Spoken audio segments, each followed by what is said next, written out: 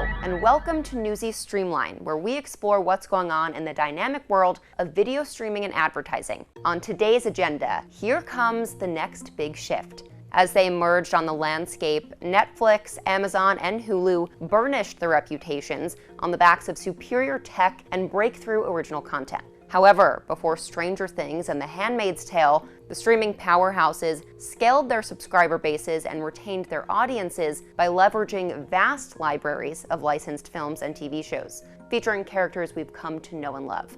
But that's about to change. We're entering a new wave of high-profile consolidation. The legacy media conglomerates are diving headfirst into the universe of streaming services, and it's about to fragment audiences and disrupt the space in a way not seen before. For example, later this fall, Disney will launch their big direct-to-consumer OTT play, Disney+. With it, all of Disney and their newly acquired Fox assets will be available on a new subscription service and perhaps just as notably, removed from Netflix's offering altogether. And that's just Disney. This summer, Warner Media and NBC Universal both confirmed that they too will be pulling back much of their most recognizable TV and film franchises for their forthcoming streaming services. So, as the ground continues to shift below, how will the changing landscape affect the consumer dynamics and the economics of the industry? To help us sort that out, I'm joined by the editor and lead industry analyst with the Myers Report at Myers BizNet, Jeff Minsky. Jeff, thanks so much for coming on Newsy Streamline. Thank you for inviting me. So, obviously there's a lot to go over, but I would like to start with this. Is there room for all of these players and all of this streaming ambition? I believe there is, certainly in the beginning, because the pricing will be right.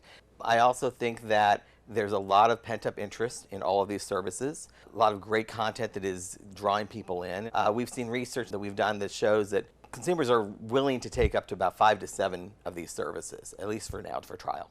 So when the dust settles, do you see exposure for any of the current powers? I think the one that has the most exposure is Netflix. They've been spending a lot of money on production over the years, and in particular this year they hit $15 billion. I think everyone is after them, clearly. And they're going to be losing some top shows. And a lot of the shows that consumers are really used to seeing on Netflix will not be there. I also think Apple TV Plus is going to have a challenge. They've announced their slate of shows, some really good quality content. Steve Carell, Jennifer Aniston, and Reese Witherspoon in a show, Oprah and Prince Harry doing a show. So there's quality content. There just doesn't seem to be enough of it to warrant a full-blown streaming service, at least not at this point.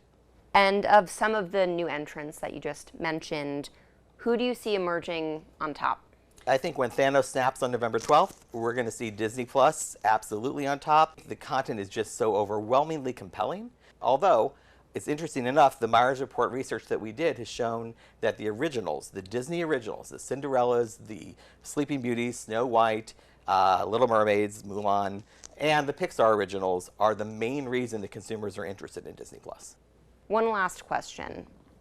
Is it too early to know how the shifting landscape will affect the OTT ad marketplace? Well, I think it is, because we're not quite certain with all the players yet on what their ad load will be. So I think it's a little early, but there's no question that because of the quality of content across the board, because there is a shift of viewership time to the OTT space, that traditional television will continue to shrink. And my guess is once these services are all up and running and rolled out, we're going to see some significant ratings decline than we have in many years, which will open up opportunities for premium, good quality, brand safe content in the OTT space to pick up some of that lost slot. Jeff, we will be sure to follow this story. Thank you so much for coming on Newsy Streamline. I really appreciate being here. You can find Jeff Minsky of Myers BizNet on MediaVillage.com and on Twitter @MediaWiz. That's all for this week. For more Newsy Streamline, go to newsyinsights.com, and for straightforward, opinion-free news at any time, check your local listings for Newsy on cable, satellite, and every major streaming platform.